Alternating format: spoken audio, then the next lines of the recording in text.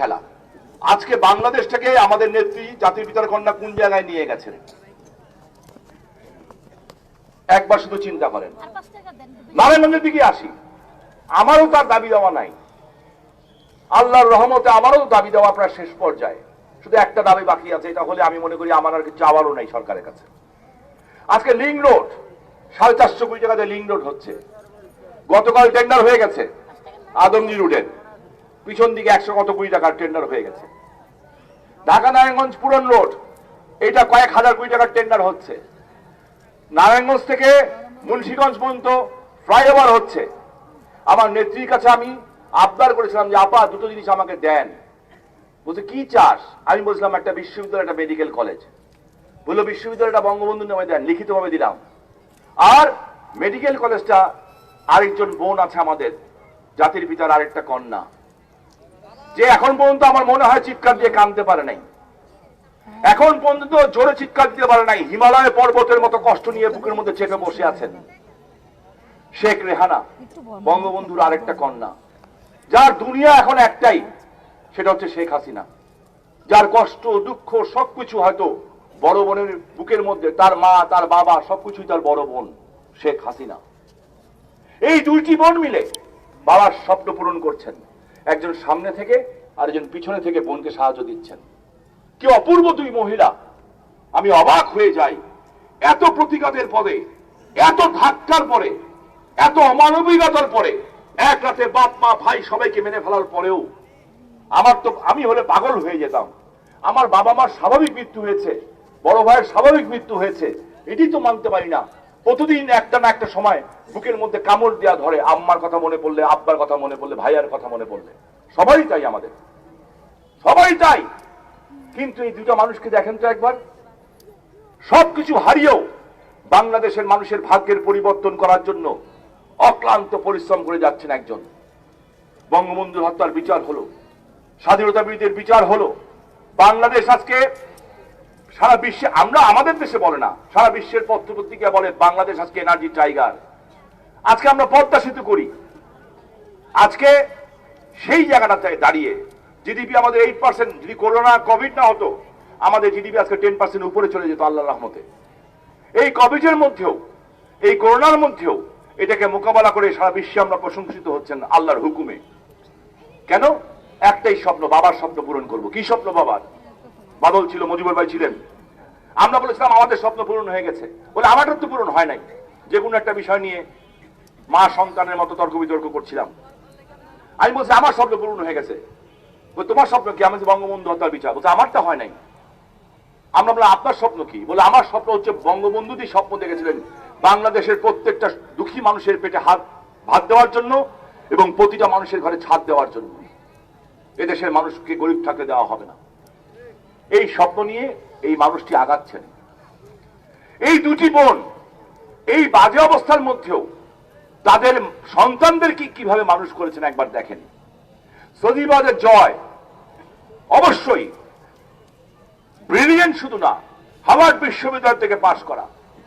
তার মেয়ে, আমি বারবার দেখি এবং অবাক হই, কি লো প্রোফাইলে চলা একটা মানুষ।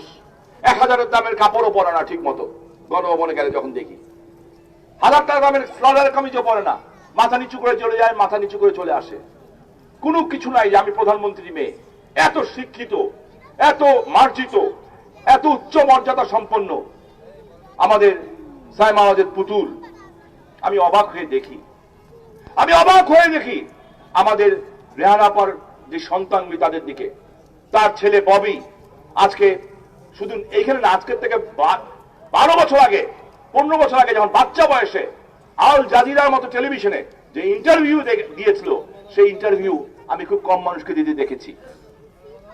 আরেকজন মেয়ে তার আজকে লন্ডনের মতো জায়গায়, ব্রিটেনের মতো জায়গায় আজকে সংসদ সদস্য হয়েছে। ওখানে বাঙালি ভোটার না কিন্তু। অর্থাৎ এই দুঃসময়ের মধ্যেও তারা তাদের সন্তানদেরকে মানুষ করতে পেরেছেন। এবং আমি তাদের সাথে কথা বলেছি। আমি আর ওই সময় সজীবাদের জয়, তার ছেলে, আমাকে একটা কথা বলেছিল, শামীম ভাই কখন যে বড় হয়ে গেলাম টের পেলাম না, মায়ের বুকের গরমই পাইলাম না। কখন যে বড় হয়ে গেলাম টের পেলাম না শামীম ভাই। সেই অবস্থাতে যারা মৃত্যুর পরে এত মানসিক চাপ নিয়ে নিজের সন্তানদেরকে মানুষের মতো মানুষ করতে পারেন, রত্নগর্ভা হতে পারেন, তাদের পক্ষেই সম্ভব কিন্তু একটা দেশকে গড়ে তোলা। আমি মনে করি সেই কারণে ওরা কারা যারা রাষ্ট্রীয় ক্ষমতা কোনদিন ভোটে আসতে পারবে না, তারা এখন বাংলাদেশের ভৌগোলিক অবস্থা নিয়ে খেলা শুরু করেছে।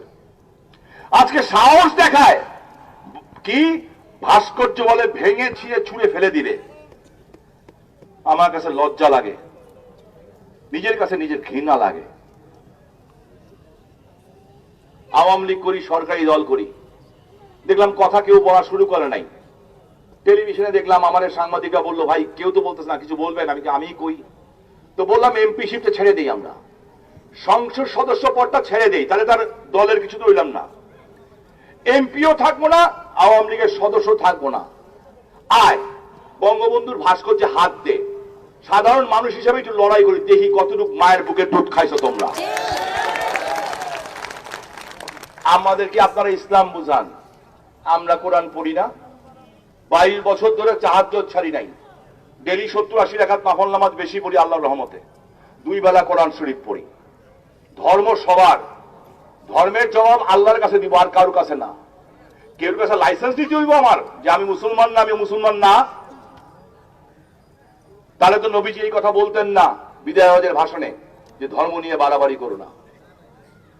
আপনারা লাইসেন্স দিতে চান, আশা করি আল্লাহ আপনাদের হেদায়েত করবেন। সেইখানে এই শক্তিগুলিকে সাথে নিয়ে একটা শ্রেণী ওরাই যারা মাইনাস করতে চেয়েছিল, আবার -2 না -1 ছিল অ্যাকচুয়ালি, যারা করতে চেয়েছিল আবারও মাঠে নেমেছে। এইবার একটা অন্যরকম খেলা। এইবারের খেলাটা হচ্ছে সরকারের পরিবর্তন না, শেখ হাসিনার পরিবর্তন না, আওয়ামী লীগের পরিবর্তন না। বিশ্বাস করেন যে আমি যদি খুলে বলতে পারতাম আপনাদের কাছে, যেই খেলাটা হচ্ছে সেই খেলাটা হচ্ছে বাংলাদেশটাকেই একটা ব্যর্থ অকার্যকর রাষ্ট্র বানিয়ে দেওয়ার খেলা।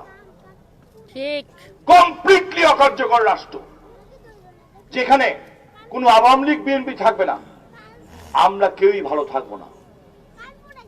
আমাদের ভবিষ্যৎ বংশধররা একটা নতুন তালেবানি কিংবা আফগানিস্তান কিংবা সিরিয়ার মতো একটা দেশে বসবাস করবে। কয়েকদিন আগে দেশের বাইরে গেছিলাম, দুবাইতে গিয়ে দেখলাম একটা সময় উন্নত রাষ্ট্র সিরিয়া, বড় উন্নত রাষ্ট্র ছিল সিরিয়া, শত শত মহিলা দেখলাম সিরিয়ার। শুনলাম ওই এলাকার মানুষের কাছে, দুবাইয়ের মানুষের কাছে, তারা আজকে ওই এখানে অবৈধ কার্যকলাপ চালাচ্ছেন। বললাম কেন? বললো করবে কি, খাবে কি? বড় বড় বংশের মেয়েরা সিরিয়ার, বাড়ি ঘর নাই, উড়ে গেছে, স্বামী এখনো পড়ে আছে, বাপ মরে গেছে, উদ্ভ্রান্ত উদ্বাস্তু। ওরা আমাদের দেশটাকে এইখানটা নিতে চায়। ওরা আজকে বলছে বঙ্গবন্ধুর ভাস্কর্য মানি না, কালকে বলবে নারীরা ঘর থেকে বেরোতে পারবে না, পরশু বলবে 21শে ফেব্রুয়ারিতে ফুল দেওয়া যাবে না, তারপর দিন বলবে 16ই ডিসেম্বর 30 লাখ শহীদদেরকে ওইখানে যে শ্রদ্ধা করা যাবে না, তারপরে বলবে পয়লা বৈশাখ করা যাবে না। একটা পর একটা আস্তে আস্তে বের করবে। ওদের দিয়ে কেউ বলাচ্ছে, বাইরের থেকে টাকা আসছে, কিন্তু অধিকাংশ আলেম সমাজ তাদের সাথে নাই। সামনে এটা প্রমাণ হবে। কিন্তু যারা খেলার খেলছে, টার্গেট একজন, শুধু একটা মানুষ টার্গেট, আর সেই টার্গেটের নাম হচ্ছে শেখ হাসিনা। এখন আপনাদের ঠিক করতে হবে, আমরা কি আপোষ করব তাদের সাথে? না। আমরা কি সব প্রশ্নে আপোষ করতে পারি? আমারে মানেন, আপোষ করব। মুজিবুর ভাইরে মানেন, আপোষ করব। বাদল ভাইরে মানেন, আপোষ করব। ঠিক আছে, মাফ করে দিব। কিন্তু দেশের স্বাধীনতা, দেশের ভূখণ্ড আর জাতির পিতা বঙ্গবন্ধু শেখ মুজিবুর রহমান, এই প্রশ্নে কোনো আপোষ হবে না, কোনো আপোষ হবে না। আমরা কাজ করতেছি ভোট পাওয়ার জন্য না, এটা আমাদের দায়িত্ব। আমরা নেত্রীর কাছে বলেছি বিশ্ববিদ্যালয় চাই। আলহামদুলিল্লাহ রাব্বুল আলামিন বঙ্গবন্ধু বিজ্ঞান ও প্রযুক্তি বিশ্ববিদ্যালয় দিয়েছেন। এখন শুধু যেটা বলছিলাম, আরেকটা দরখাস্ত দিয়েছি যে আমার ছোট বোন, আমাদের বোন, আমাদের আরেক প্রিয় বোন শেখ রেহানা আপার নামে একটা মেডিকেল কলেজ আপা নারায়ণগঞ্জে করেন। আমার উত্তর দিলেন আমার প্রধানমন্ত্রী, যাও তোমার ছোট আপারে রাজি করাও, দেখি পারো কিনা। কোভিডের কারণে দেখা করতে পারি না, করোনার কারণে উনিও বিদেশ থাকেন, এসছেন, কিন্তু দেখা হচ্ছে না। আমি জানি ওনাকে রাজি করানো কঠিন হবে, কারণ উনি বঙ্গবন্ধুর মেয়ে। ধানমন্ডিতে বঙ্গবন্ধু পরিবারকে সম্পত্তি দেওয়া হয়েছিল। ধানমন্ডিতে যেই সম্পত্তি দেওয়া হয়েছিল সেই সম্পত্তি রাষ্ট্র দিয়েছিল। যখন 32 নম্বর ওনারা দান করে দেন, সেই সম্পত্তির মূল্য 1-150 কোটি টাকা। শেখ রেহানা এবং শেখ হাসিনা এই সম্পত্তি গ্রহণ করেন নাই, ফেরত দিয়ে দিয়েছেন। আর অপোজিট সাইডে আরেকজন আছেন খালেদা জিয়া। উনি কি করছেন, ওনার ছেলেরা কি করছেন, ওনারা কি করছেন, এটা তো আপনারা আমার চেয়ে ভালো করে জানেন। তাই এই কথাগুলি যেন বললাম, নারায়ণগঞ্জে ডিএনডি প্রজেক্ট হচ্ছে, বিশ্ববিদ্যালয় হবে, রাস্তাঘাট হচ্ছে, লিং রোড হচ্ছে, ফ্লাইওভার হবে, ব্রিজ হবে, রাস্তাঘাট হবে, ইনশাল্লাহ ডবল ট্রেন লাইন আসতেছে, সবগুলো জিনিসই হবে ইনশাল্লাহ। একটা জিনিসও তো আমরা বঞ্চিত হই নাই। এই করোনার কারণে ভাবছিলাম যে হয়তো ডিএনডির প্রজেক্টের টাকা পাবো না, লিং রোডের টাকা পাবো না, আদমদির এই রাস্তার টাকা পাবো না, যেহেতু অনেক বাজেট কাট করা হয়েছে, 4% জিডিপি চলে গেছে, কিন্তু নারায়ণগঞ্জের একটা প্রজেক্টও আমার নেত্রী শেখ হাসিনা বাদ দেন নাই। আল্লাহর কাছে আমি কৃতজ্ঞতা প্রকাশ করি এবং তার জন্য দোয়া করি। এবং আমার পার্টির সাধারণ সম্পাদক জনাব ওবায়দুল কাদের প্রত্যেকটা প্রজেক্টে, আমাদের রোড সাইড যে কটা প্রজেক্ট, সবকটা প্রজেক্ট পাস করানোর জন্য উনি নিজে ব্যবস্থা করেছেন। আমি তার জন্য দোয়া করি। আমরা এই কাজগুলি করছি কেন? একটাই কারণে, মানুষ যাতে ভালো থাকে। আমরা আল্লাহকে খুশি করতে চাই। এখন আমি আপনাদের কটা কথা বলতে চাই। আমার এখানে থানা আওয়ামী লীগের নেতৃবৃন্দ আছেন, আমি দয়া করে আপনাদের কাছে ভিক্ষা চাই। আওয়ামী লীগের কর্মীরা, ছাত্রলীগ, যুবলীগ, স্বেচ্ছাসেবক লীগ, কৃষক লীগ এবং যারা কোনো দল করেন না স্বাধীনতার পক্ষে, মুক্তিযোদ্ধারা, হাত জোর করে অনুরোধ করছি, অন্তত পক্ষে আগামী 3 মাস নিজেদের মধ্যে কোনো আভ্যন্তরীণ কোন্দল করতে দিবেন না। নিজেদের মধ্যে কোন রকম ভুল বুঝাবুঝি করার সুযোগ দিয়েন না। আপনাদের ভুল বুঝাবুঝির সুযোগ সন্ধানীরা কিন্তু সময় মতো আপনাদের পিছন দিক দিয়ে ছুরি মেরে দিবে, কিন্তু এই কাজটা করতে দিয়েন না। আপনাদের ভিতরেই এসে বাইরের লোক ঢুকে যাবে, কেউ বলবে মজিবুর ভাই, কেউ বলবে ইয়াসিন ভাই, ঢুকবে আইসা ঠিক সুযোগ মতো, সময় মতো। এরা হলো এজেন্সি হিসাবে কাজ করে। আওয়ামী লীগের ওই সমস্ত নতুন ভাতের দরকার নাই, যা পুরান ভাত আছে আমার যথেষ্ট আছে ইনশাআল্লাহ। আদর্শ নিয়ে রাজনীতি করতে আসবে, আপত্তি নাই, কিন্তু আমাকে দলে ঢুকে আইসা দলের বদনাম করবে আর আমার নেতাদের মধ্যে লাগাই দিবে, ওই কর্মীদের আমার কিন্তু নজর আছে তাদের প্রতি। আমি কিন্তু ওই এমপি না যে প্রশাসনের উপরে ভরসা করে রাজনীতি করি। আমি মনে করি প্রতিদিন আমি বিরোধী দল। এই কারণে আপনাদের কাছে আমার অনুরোধ থাকবে যে বিশেষ করে আওয়ামী লীগের নেতৃবৃন্দ যারা সিনিয়র আছেন তাদের কাছে, মতিন মামা আছেন, সবাই, অনেকেই আছেন যারা সরাসরি দল করতে চান না, কিন্তু দেশকে ভালোবাসেন, শেখ মুজিবকে ভালোবাসেন, শেখ হাসিনাকে ভালোবাসেন, হয়তো আমাকে ভালোবাসেন না, কিন্তু শেখ হাসিনাকে ভালোবাসেন, নেত্রীকে ভালোবাসেন এবং আওয়ামী লীগকে ভালোবাসেন, কিন্তু আওয়ামী লীগ সরাসরি করবেন না। আমি অনুরোধ করব, রাস্তাঘাট, পুল, কারবাট, স্কুল, কলেজ এগুলি করা যাবে, এগুলি ঠেকবে না ইনশাল্লাহ। কিন্তু মানুষ কি চায়? মানুষ সবচেয়ে বেশি জিনিসটা চায়, আমি শান্তিতে থাকতে চাই। আমি চাই যে আমার বাড়ির কোণার মধ্যে কেউ দাঁড়ায় মাদক খাবে না। আমি চাই যে বেটা মাদক বেচে সে মিছিলের সামনে থাকতে পারবে না। আমি চাই যে আমার জমি আমি কষ্ট করে কিনছি